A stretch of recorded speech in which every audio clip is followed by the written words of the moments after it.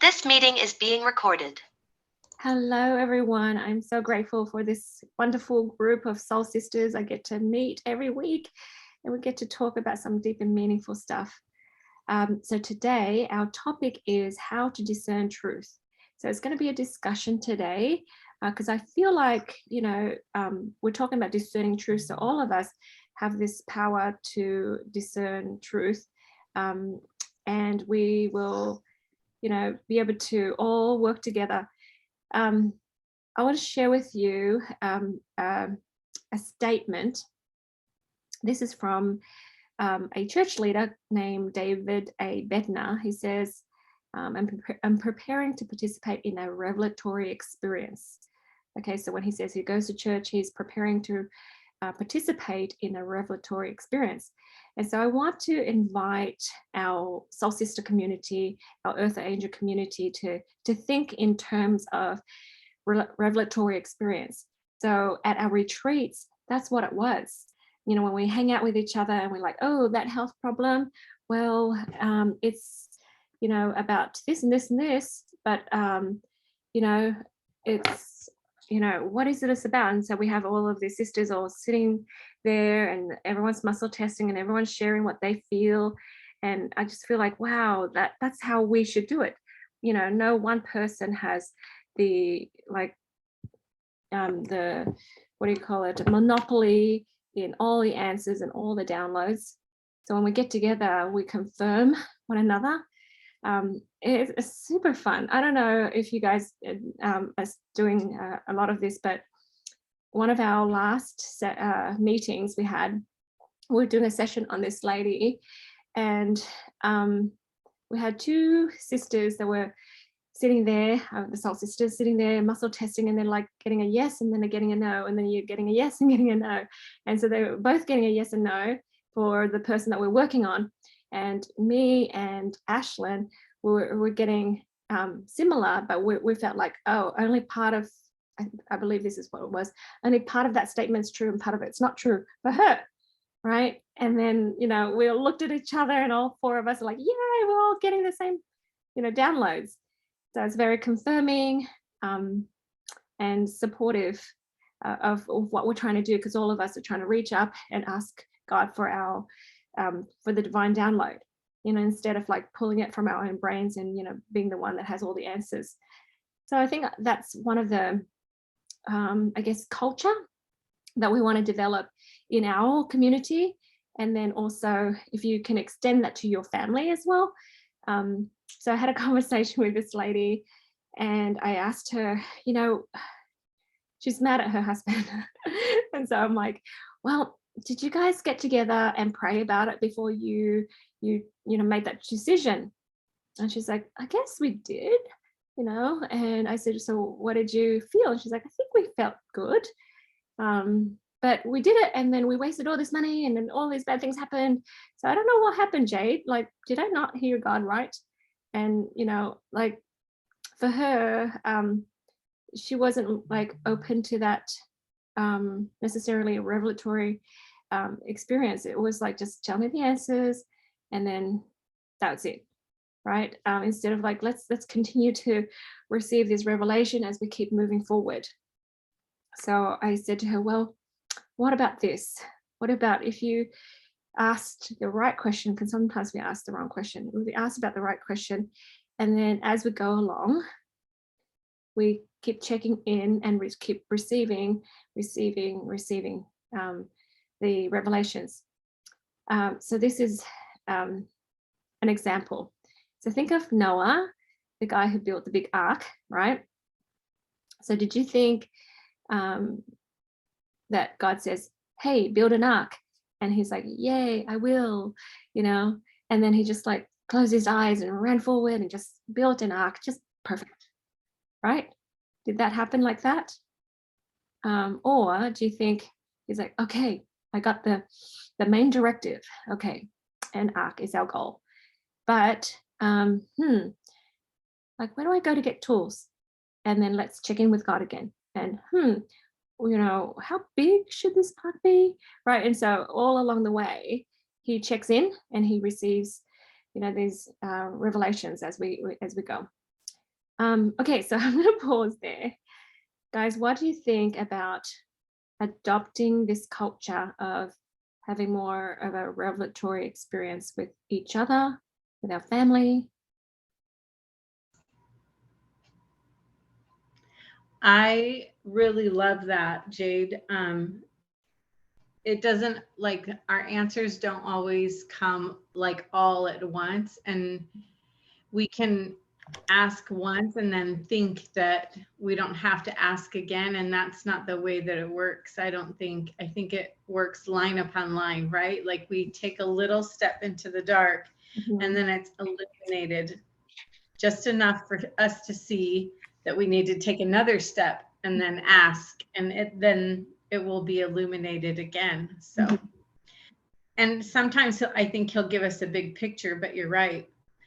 He's like waiting for us to be creators and kind of break it down into the steps, and then go to him and like check in and just be like, am I on the right path? Like, is this good? So yeah, I love that you said that he's waiting for us to be creators, because that's part of the thing. Sometimes we think of ourselves as this servant. Just tell me what to do and I'll do it, right? And then we don't use our God-given intelligence, right? And God wants us to tell him some of our ideas. Have you thought about this? Have you worked it out? Can you like give me some of your opinions and ideas, right? Instead of like, yay. So one of my friends, she said, oh, I got this divine, instruction that I need to do more of this massage, right? And then I'm like, great. And she's like, I don't know why. I just need to do that. And then so she's like, okay. And then she just threw herself in there and just did, like 7 in 1 week. And then she's like, I'm exhausted and I'm drained, angry, irritated, and I just don't have anything left for my family. And she's like, but I don't get it. I don't get that God told me to do it and I did it and I didn't get the blessings. So what would you say?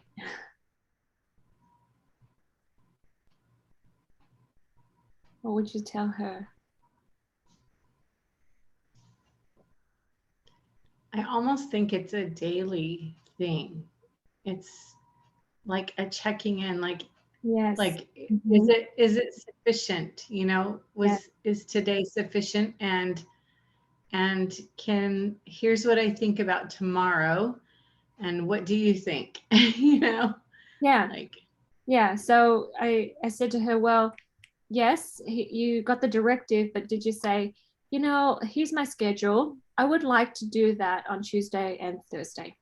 And I'd like to do 2 on each day.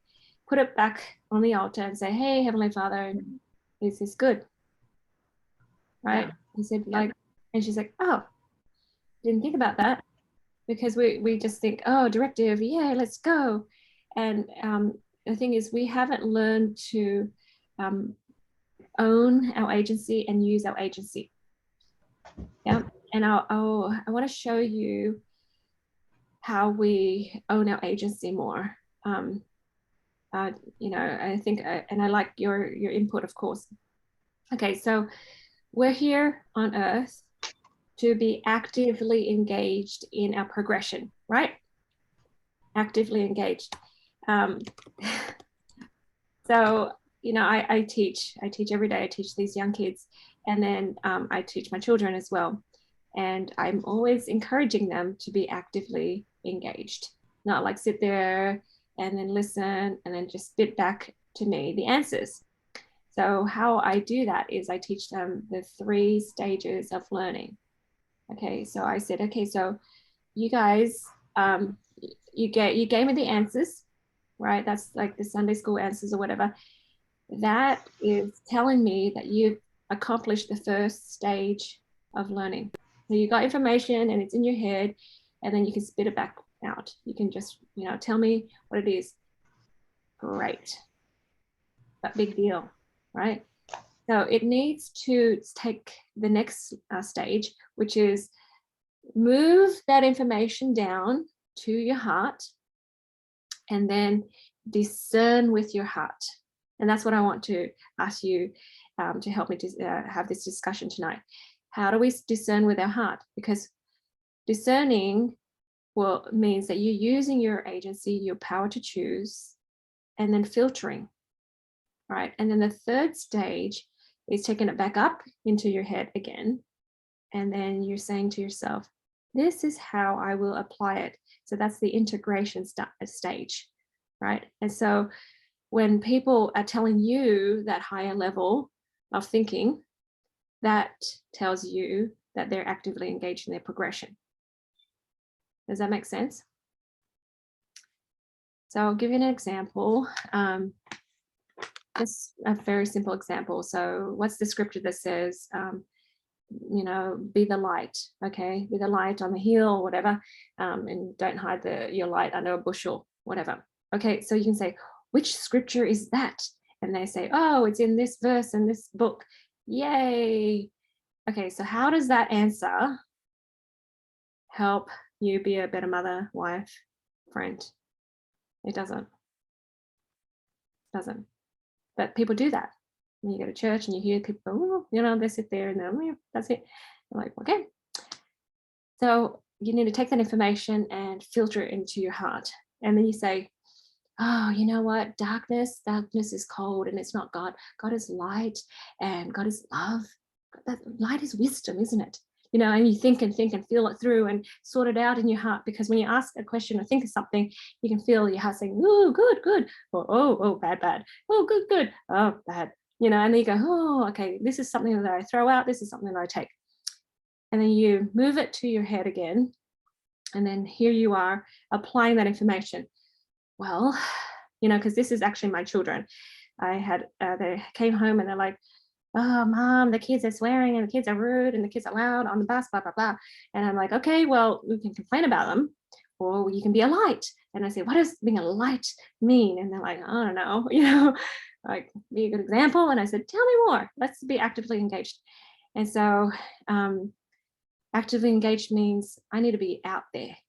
I need to be heard and seen so I can be a good example, right? I should be positive and then invite them to be positive too, right? So my girls, the twins that were complaining about it, they said, well, Maddie decided to, run for the president of the student body council, whatever, and she got it.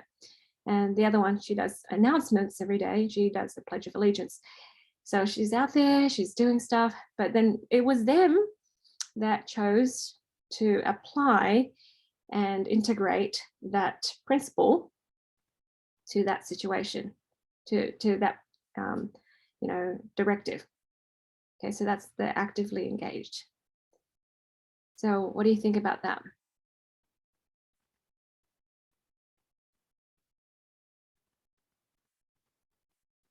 The 3 stages of learning. Does that make sense?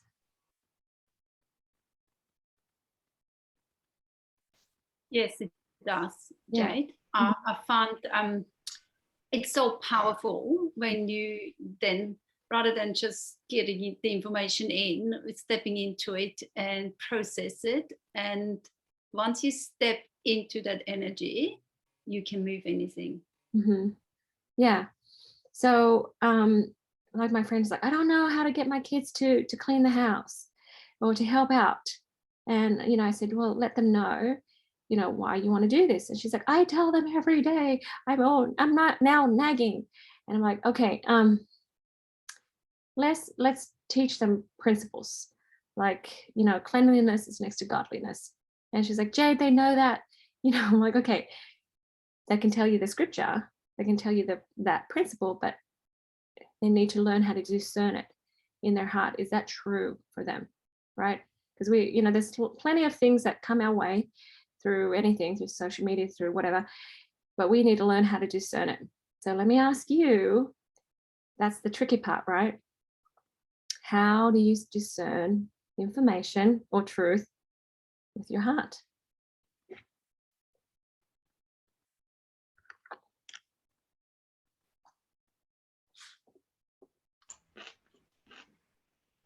I think often we have to experiment on it first. Mm-hmm. We experiment and then see how we feel. Yes. That's So beautiful. it's like we get to make a choice, you know, be decisive and just choose and do the thing, and know that if you're wrong, you'll have a sense about, oh, okay, maybe this isn't right, and we get to go take another direction. Yeah. But I think we have to step into it first. Yeah. I love it. So it could be in your mind, you make a choice, and then you go, okay, let me do this and see how you feel. Pay attention to how you feel. But keep the feelers switched on. That's really good. And if it starts feeling good, you know, you're heading the right direction. If it's not feeling good, then you know you got to turn around. Okay. So an example, like last week, I attempted 3 times to make this podcast.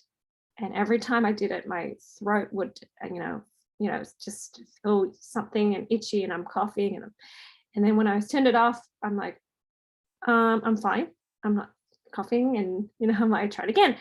So I made a decision to do it, and then it just didn't work out. Right. And so I recognized, like, hang on, I tried 3 times and it didn't work. So now I know that wasn't the right choice. Right. So that's just like easy, quick evidence, right? That, then I need to turn around and do it again, do something else. Yeah. Okay. So you're looking for the feeling. All right. So the other thing too is, let's recognize God's voice. So there's 3 voices in our heads most of the time. There's our voice, there's God's voice, and there's Satan's voice. And a lot of times Satan pretends to be your voice. And then sometimes you hear God's voice, but then you override it because it's new and it's kind of bizarre sometimes because it's like different. And it's still. And so you like not sure, was that me? Was that my idea? And then sometimes we ignore it. So let's talk about, how can you tell God's voice? What does it sound like? What does it feel like? And what's the result of when you recognize his voice? What do you think?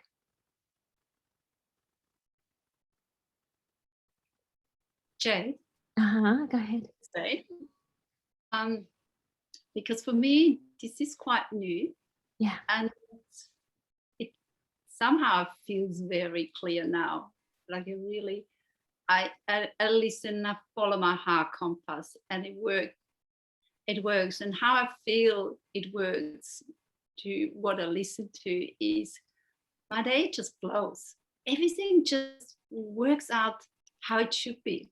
There's no chaos with the kids, with the husband, with work, with people I'm teaching essential oils. And it's been rolling like this for months. It's just like, 6 months ago, it just flows. And then on Monday, it didn't. Like it's one of those days which I barely recognized because I left that in the past. And I just go like, just people canceling and everything was clashing. And I stopped and I realized I'm not following the right voice. I'm not, so it was me. It was me and my energy then reflecting into other people. And so muscle tested, got the right oils, set my head straight, and really listened to the right voice. And my week rolled on. But it's so easy to fall back. Yeah. And it's so easy to not recognize it and just go back because they're the old patterns you feel quite comfortable with. And yes, but luckily I learned skills. I know what to do. I know what to do with my family, with whatever happens. And I choose to listen to God's voice. And that's quite powerful. Yeah. Well, even though you're new, Sandra, I feel like you pretty much mastered it, right? And we always can improve, of course. But, I'm telling you, there's a difference between being spiritual in connecting to the divine and then being religious, right? Sometimes people go to church and they think they're spiritual, but they're not, right? And they think they've checked the boxes, and then they settle into this security. And so people go to church year after year, decades after decades, and they're not where you are. They're not where you are, because you go, wait a minute, things are not falling into place. I need to realign myself, right? This is not how it should be, because I know God loves me, and it's me that needs to fix that alignment, because God's ready. He's ready. So that's brilliant. I love the way you shared that. And I like Sandra. Debbie? Sorry, when you're done with that thought, I want to share Okay. something. Yeah, I was just going to say how she mentioned comfortable with old patterns. She recognized that she was, repeating some old patterns, and in the past, because she's done it so often, it's comfortable, that she's decided that she needs to break it. So just listening to her, I recognize that she recognizes that. So yeah, that's a really powerful skill. Go ahead, Debbie. Now, I just want to thank Sandra, because she just reminded me of a truth. So I'll just tell a quick experience. Yeah. Last Saturday was we're selling our house, and we were having an open house. And that morning, we had a few things we needed to do to get ready to go. And I had a memorial to go to that was like 40 minutes away. And we were to leave the house, and we were gone all weekend.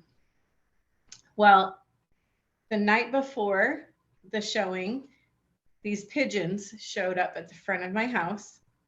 Like, they come like every year, and we're always shooing them away and getting them away somehow, but they're like homing pigeons, and they come back, and they came back the day before. And then these little teeny ants showed up in my kitchen, like challenges. And then I needed to take my dog to my parents' house. Just a lot of things, a lot of different little things were happening. And I had asked my husband to go with me to this memorial. I had actually asked him like 3 times, just really sweetly, just like over 24 hours, honey, I would really love it if you went with me. And the 3rd time I asked was Saturday morning, and he just chose to go with me.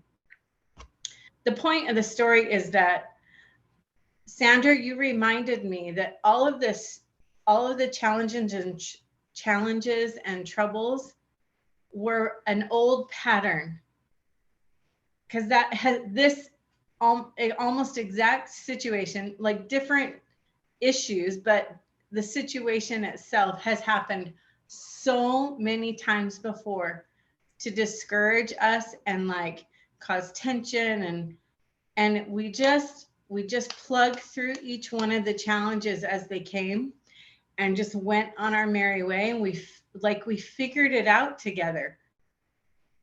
And I thought, why did we have all of these? Like, I could have made it mean that we weren't supposed to sell our house. You know what I mean? I could have made it mean all of these things, but you reminded me, Sandra, right now, and I want to thank you for that what we were doing is breaking old patterns, because everything has been so beautiful since we just chose to persevere and work through that without it getting dramatic.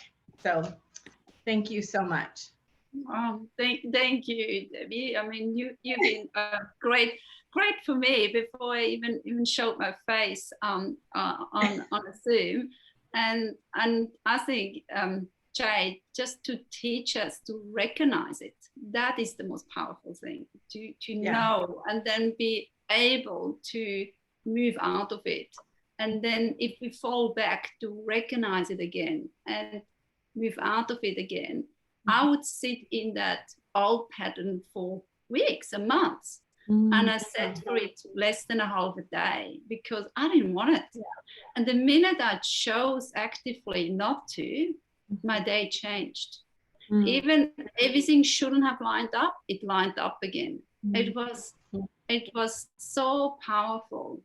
Yeah. Yeah, I love it. And Debbie, can I say, I love the picture of the iceberg. I'm such a visual person that made my day today. I loved it. Oh, good. Fun. Thanks, good. Sandra. I love this. I love that we're learning so much from each other, just like we mentioned earlier, that is a revelatory experience, isn't it? So the other thing that I felt, was it Debbie, I think, that you said was making a choice. And then Sandra mentioned that too, kind of like, wait, I choose to break old patterns. I choose to reject being comfortable in my old patterns. So make a choice. And sometimes we go back and forth and you're like, I don't know why some days work and some days it doesn't work, some days work. Well, guess what? Maybe you haven't been decisive about where you want to live. If you want to live in this, comfortable, like powerful and peaceful emotional home, then you will, right? You just have to be, decisive. So this is what I mean. So I was driving in the car with my daughters, and I'm constantly teaching them these lessons. So good thing they love me and they want to hear from me. So anyways, my daughter was like, oh, Mom, I'm trying to help this one girl. She's really depressed and I'm trying to be her friend. I'm like, good job, you. And she's like, but sometimes some of me feels like I'm not good enough, and and she's like, I hate it. I just want to push through. And then she's like, here's some evidence, she's listing out evidence why she's a good friend, and here's some evidence of how people reject her. And so I'm like, okay, that I get what you're saying. I hear what you're saying. But guess what? We get to decide what we want to be. So I said, do you want to be a good friend? And she said, yeah, of course. And I said, then make that decision, like intentionally make that decision. Otherwise, you'll find evidence on this side and evidence on this side and then evidence on this side, and you keep going back and forth, and you'll never come to any conclusions because it will keep appearing. And that's why people say, drama in my life, and some things are going well, and here's drama again, and here's good. And you just keep on being like that all your life. So if you decide, I'm going to raise the bar, I'm going to have this strong relationship with God and be a mighty instrument in his hands to build this amazing community of people whose hearts are knit together, then when you make that decision, and if the evidence comes that is contrary to that decision, right, you're not going to take it as evidence. You're going to take it as, hey, this is testing me to see if I'm still firm in this path. That's all. That's all. Right? It's not like, that's true, that means not. No, because it doesn't fly anymore. So if you're a lawyer, you're not going to take that and argue for your clients because it's actually arguing against, right? So you're going to have to delete that and filter that. And that's what I mean. When you get information, all of this information, you filter it through your heart and you're like, no, the meaning I give to that is that, it's just testing my resolve. So I'm resolved over here. I'm resolved to have a higher standard of living. I'm resolved to be successful. Have I chosen to be successful? Well, I better choose it now, right? Have I chosen to have high quality friends? I better choose it now, right? I had to turn down a lady. She's texting me today, this last week, and hey, I want this, I want this, I want oils, and I asked her a few questions because I'm like, I want like spiritually mature people that I want to work with, and I don't want to enroll anybody. So I said to her, do you mind, meeting with me this next week? And do you know anything about emotional healing? Do you know anything about spiritual healing? And she's like, well, no. And she said, but I can't this, no. And all of this drama, I was like, bingo, thank you for telling me that you're not the avatar. Because if you're going to list out a whole bunch of, here's why I can't, and she volunteered no solutions, I'm like, nope. And it was fantastic because when I was done, when I decided, nope, not my avatar, the very next day, I got 2 people that were my ideal avatars. One lady starting her brand of, intentional mindfulness for women, and she's like, I want to be your friend, and she booked a time with me, and I'm like, this is awesome. This is what I wanted, right? But it's just me polarizing, and we need to do that. We need to step fully into our space Like some of the in our church, some of the people say, hey, do you have one foot in Zion and one foot in Babylon? It's kind of like that to me in my mind, right? It's like, have you fully decided to be engaged in this work, or are you still over here not sure? Have you fully allowed yourself to own your agency? So anyways, be decisive. So if you're still collecting evidence, am I good enough, and should I do this business, or should I, back and forth, you keep going forever until you decide which side you want to be on. And then, when things fit into place and fall into place and things go smoothly, like Sandra was saying, right? Where's the flow? There used to be a flow here, right? If, and you see that more and more, well, that is evidence that you made a good choice. What are your thoughts?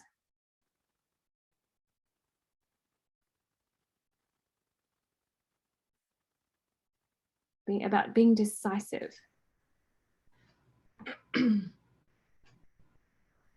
I'll share really quick. So this is about that whole last weekend thing. So I love what you said about she offered no solutions.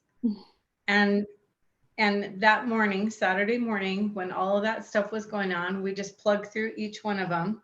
And then I'm sitting in the car and I'm really listening. Like, I was already going to be 30 minutes late, at least, for this memorial, but I knew I needed to be there. Like, God had kind of put that in my heart to be there. And I thought, okay, what is the solution so that I can be present for that? And he just brought to my remembrance that the memorial was being broadcast on Zoom. And Steve was not frustrated, which was like a new experience. I mean, he was a little bit, but not like, normally he would have been like, forget it, let's not go, we're going to be late anyway. Anyway, he had to run back in the house to get something. And I remembered that it was on Zoom. So I pulled it up on Zoom and we were able to be present and like be, watch this all unfold on our way there and make it there before it was over, and then still be present there for my friend and her family. And it was the other thing. Okay, so this is the other part of it. On the way there, we're watching or listening to the memorial while we're driving. And I'm thinking about, it's been probably 10 years or more since I've seen this friend. And I just thought, okay, is this going to be awkward? She was like my best friend from high school. Or is it gonna be shallow, or is it gonna be weird? I'm just like thinking all these things in my mind. And then I was like, no, I choose. I'm like, no, I choose. And then I just pictured in my mind and imagined like me hugging her and her just like feeling all the joy and the love that I have for her. And I just wanted her to feel that so much. And to know that, like, it doesn't matter that we haven't connected in 10 years, like we have a foundation of a friendship that, can last the test of time. Anyway, and that was exactly what happened. It was so wonderful. It was just a tender, really tearful and tender reunion. And I was so grateful. But I realized that I made a choice and I imagined what it was going to look like and was able to manifest exactly that. So yeah, that's so good, right? And it's a new skill, because we're like, oh, I worry this and I worry that, but I want this and I worry this still. And you allow it. You allow it to like keep coming up and permeate in your mind. So but that second voice, that's not your voice, it's Satan, right? And so you gotta recognize that. And so people don't recognize that, and like I sometimes don't recognize it until I stop and go, wait, whoa, that I am listening to Satan right now, that's no good. And then you catch yourself, and then you decide different. So but take your time, because sometimes when we rush into a decision, we're not quite, haven't given ourselves the ability to discern with our heart. right? And so we don't recognize, is it good or is it bad? Is that a good feeling or is that a bad feeling? So I have a list here of how you know that it's from God. Okay, so the voice is direct, because God goes, do this, right? It's very direct. And then it's powerful, because you feel that energy. And sometimes it's very piercing, because it hits you, and sometimes you're like, oh, I want to cry. Like that is true. I got to do that. Whoa. And it's comforting. At the end of it, it's like, ah, that's a big thing, but I don't know why I feel like I can do that, even though it's kind of a big, new thing for me. And then it's encouraging. So when you say, okay, this is what I feel like I need to do, and you go, oh, it's direct information. It feels powerful, but I still feel peace and I feel comforted. Guys, that's from God. Because you feel like you're able to do stuff. You've got purpose. You know where you're going now. Like you look at the Moses, you look at Noah. They kind of know what they're doing, right? And they may not know everything and all the details, but at least they're like, okay, here's what I need to do next, and I feel like it's the next right thing. And I just feel like I can do it for some reason. It's powerful, right? And I feel peace about it. So if people tell me no, I would still do it, because it just feels like it's the right thing to do. Okay, so that's good, just to take a little bit of time and then say that you feel that way. So don't just go, yeah, I feel good. Like explore what good looks like. Good feels like peace. It feels like purpose. Feels like power, right? So that's from God, right? So teach your kids to recognize that. Mom, what should I take? What subject should I take? What Well, honey, just take one subject at a time and ask yourself, Heavenly Father, is this a subject that I need to take this semester? Right? Feel it, and then feel peaceful, feel powerful, good. Okay, does it make sense? Move it up into your mind. Use that integration a little bit. Can you see yourself doing that? Does it feel good? Yeah. Okay, good. But then, if it's not something good, then you feel confused and limited and maybe insecure and fearful and dark.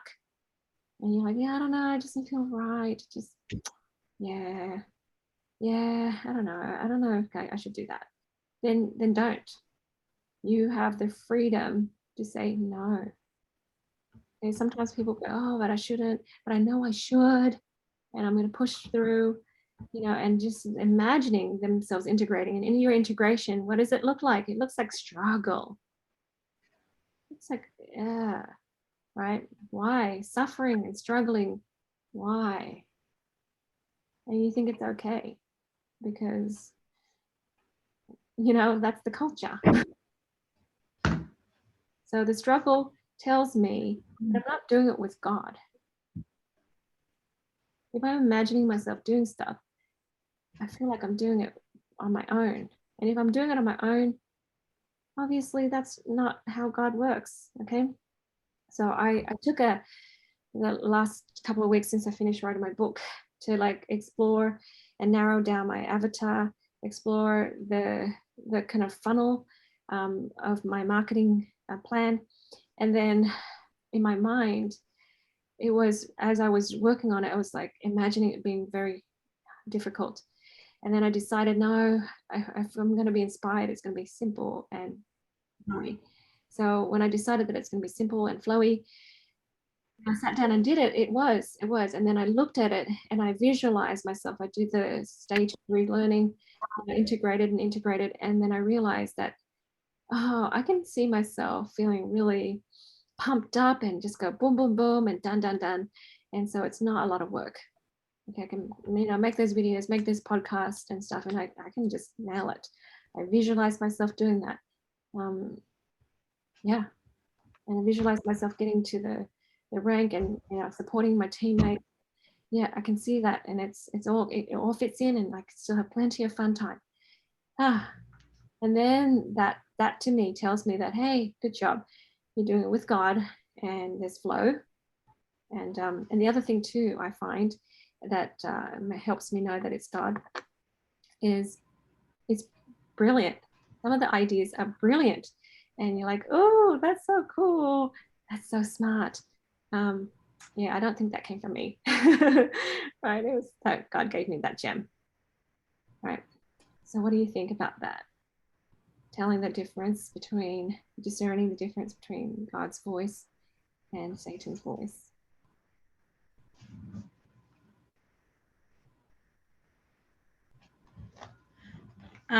I think, I don't know if you're going to talk about Satan's voice, but I can tell you my experience is that he, like that voice, the adversary voice, is asking lots of questions and doubt and fear. Yeah. So I am learning to pay attention to that a lot more, because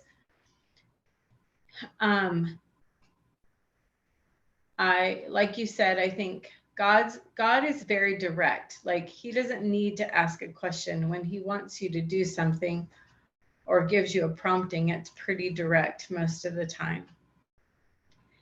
And I think there are some times when we're meant to ponder on something, but it doesn't cause us fear or doubt. Yeah.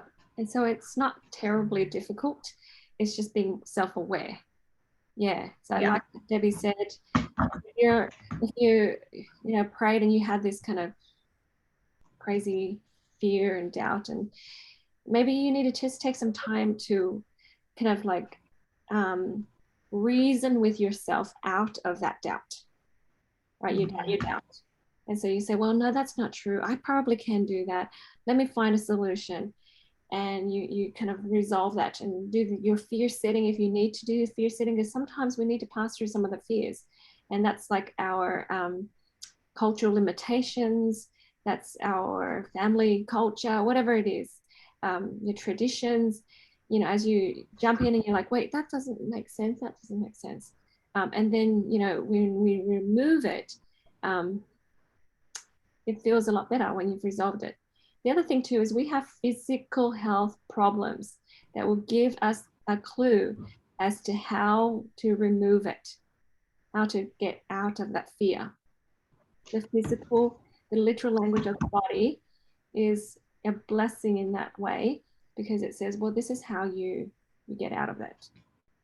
And if you have an ability to muscle test the oils, it gives you another sermon to counter those negative thoughts and beliefs. Right? So I feel like, wow, there's a lot of blessings there.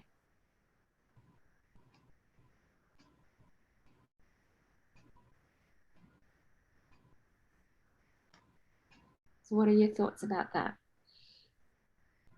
Allow yourself to like go through that doubt a little bit, to kind of explore. Maybe there's your own false beliefs that Satan likes to, knows your buttons and just pushes that button, right? When you figure it out and you have this counter argument, then you're like, I'm set. Yeah, I'm not going to do that.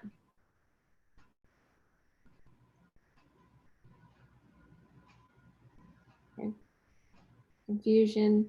And then it's about insecurity. That's another thing that I find, the insecurity that you get. So I actually have a whole list of scriptures here too that I'm trying to, the last month or so, I'm trying to go through and see how God works with people, and he gives them guidance and enlightenment, and he helps them be patient with themselves. Like Moses, like, who am I? I can't speak. And then God says, well, don't worry, here's somebody that can help, right? So it's very encouraging and builds us up, helps us unite, it helps us feel cleansed, right? Satan will say, well, remember when you sucked, when, way back when you messed up, right? And Heavenly Father will never say that. He remembers that, and he doesn't hold that against us, because we're progressing. So the other thing too is, if you're condemning yourself, right? If you continue to panic, continue to compare, compete, covet, and feel blinded to truth. Okay. Continue to be sick. Those are signs that we're probably buying into the patterns that Satan is feeding us. And then, of course, when you adopt those voices, you think it's your voice. You think you're thinking those thoughts, right? So one of the biggest thing is the insecurity. I feel, because insecurity says, well, who are you? What do you think you can do this? Right? It's kind of big and scary and amazing, and you're not, right?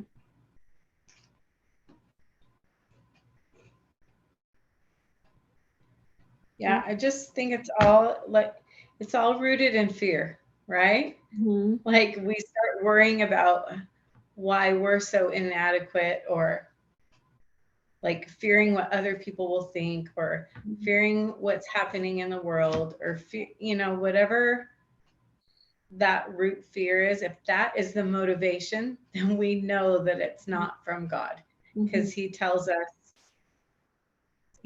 fear not, be believing. Fear not, be believing. Like it's everywhere in the scriptures.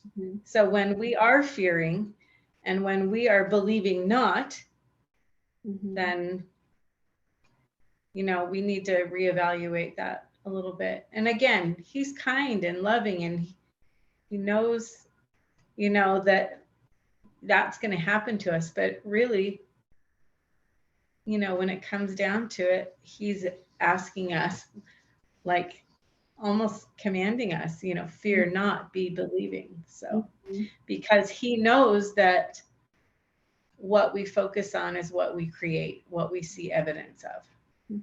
Yeah. Beautiful. Thank you so much. Anyone else?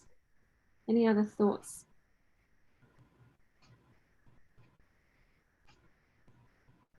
So applying it to our children, because most of us here are mums, okay? When you start this conversation, if you can, if your kids are open, if not, then be creative and say it in a different way. You can say light and dark. You can say, oh, that energy is kind of light and that energy is kind of dark, right? And stay focused on the light energy, right? If Sandra, if your kids are not like into God and stuff, you can just do the light and the darkness, and they recognize light and dark, right? But for my kids, when they come home and they're like, oh, this teacher is mean to kids, and I get scared of talking to her, and I'm like, okay, what are you going to do about it, right? Oh, I'm just going to try and cheer her up, tell her she's a great teacher and everything, but yeah, right. And then when they struggle with this and this and that, I'm like, okay, well, that's kind of dark, isn't it? And even though your teacher's very angry at your friends and she's experiencing dark energy, can you like shine some light onto her, right? And so anyways, but it's sort of like, instead of I'm sorry, that teacher's awful, right? And and what do we do about it? Nothing, right? So I just kind of help them recognize that something there you can do, right? Instead of just put up with it, but then recognize what dark looks like and what light looks like. And so they're always constantly going, oh, wait, there's no flow. Hang on, I need to do something about this. Yeah, it was on the weekend, our kids had a 90-something page package, and they're supposed to finish that, on the weekend. So they didn't have any playtime. So they're from morning to night. They worked on that. But my twins, they prayed, and then they decided, let's take half of it each, and then just do it and share with each other the answers. And so it's like all of these brilliant just solutions, instead of like, oh, these teachers are mean and they gave us all this work, and like, okay, that's like, confusion, limitations. That's not the way that God works, right? So we're just kind of teaching them light and dark, And when they were done, they're like, hey, so happy, so proud of themselves. And then on Monday, one of the twins, she took the exam from that class, right? And so that was their study guide, the 90-something page. Can you believe it can go through 90-something pages of stuff in one weekend? All right. But she took it and she texted us and she's like, I nailed it. It was amazing. And the sisters were like, great, you're so good. But it's like such a different energy, right? And you create this culture of light. So keep recognizing the light and the darkness. Jade, I just thought of something else that I had a recent experience with that you taught me about. It's the push and the pull. Yeah. So the push is like, yeah, and shame. that, the darker energy, and the pull in love is the lighter energy. And so I think that is a really powerful way to analyze and evaluate what you're feeling. If you're feeling pushed or forced or, Yeah. pushed, then, or if you're being drawn in, pulled in with love, and peace and joy. So I love that. Pulled with that divine love, pulled by that divine love. So if you think, if I do this, then I'm just going to get more of that divine love, and it will just make me happy and better.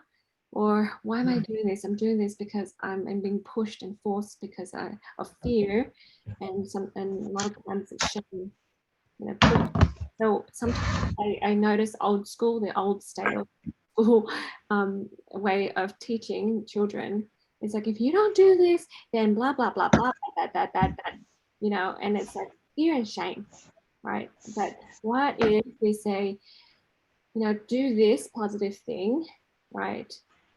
So you can get these positive results.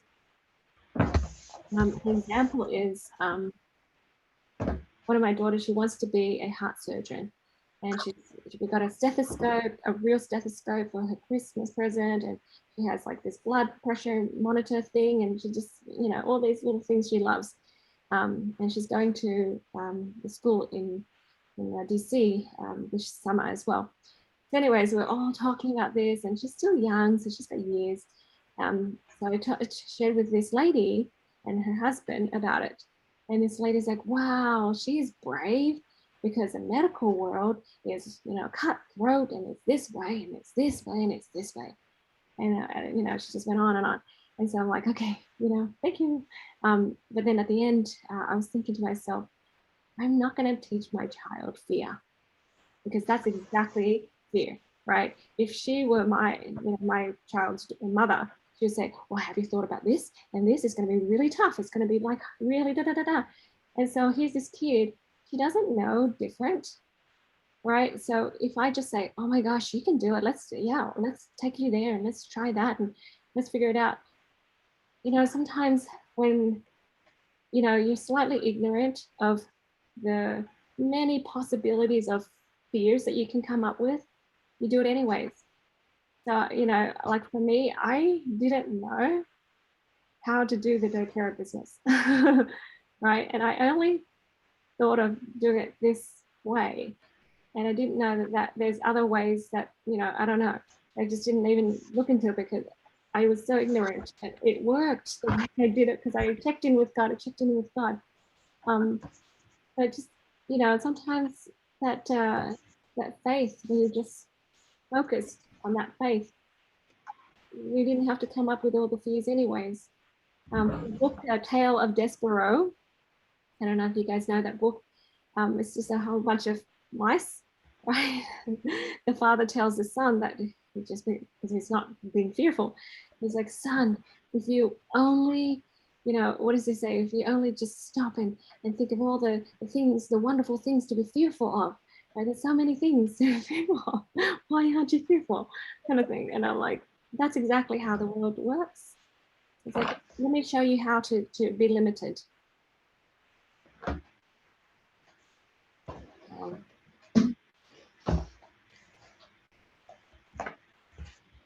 Any other thoughts?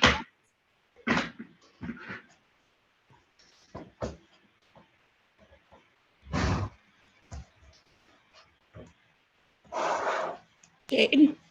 Teresa? Hi. I've listened to everyone, and I keep thinking to do this, we need to go back to the foundation. Trust in the Lord with all your heart and lean not unto thine own understanding. Yeah. And the realignment with God, Yeah. the heart compass, Mm-hmm. the gut confirms, act on the heart, and then your brain, your head provides understanding, wisdom, light. And this increases every time you act in alignment. Mm-hmm. Yep. Amen. Teresa, that's it. I love it. That's it. Beautiful. Beautiful. Yeah. And we could just keep on just reminding ourselves of that same thing, you know, because we have new problems sometimes that we are faced with, that we can't use our old understanding, a new problem. We need to trust in God with all our heart so he can provide new perspectives and solutions for that new issue. So beautifully put. Okay. Thank you so much, ladies. We have that heart compass. So the reason why I brought this up is because we just recently had a bunch of conversations with friends, and it seems to me that they haven't allowed themselves to receive that information, discern with their heart, and then go back to the application and integration with their head, and just be actively engaged in their own progression. And then, you know, I was just thinking to myself, my husband told me how they're planning to teach kids this and this and this and this and in school, right? And I'm like, you know what, I'm going to trust our kids because they will know how to filter truth and lies. Because, you know, some parents are like, oh, I'm going to pull my kids out, I'm going to homeschool and be in this little bubble. And I'm like, I don't know if that's the right thing. I don't feel like it should be that. I think our kids will be wise enough to filter. So when the teacher teaches garbage, they'll, like, you know, dump it in the garbage bin. And when they teach, you know, good stuff, then the kids will integrate it into their lives. And you know, the heart compass will help them filter it through. Yeah. So I feel confident in that way. So not that's, you know, the fearful about the future. Yeah. Well, ladies, anyone else want to say anything? Otherwise, I'll just stop the recording and we can have a little bit more discussion. Can we do that? Okay.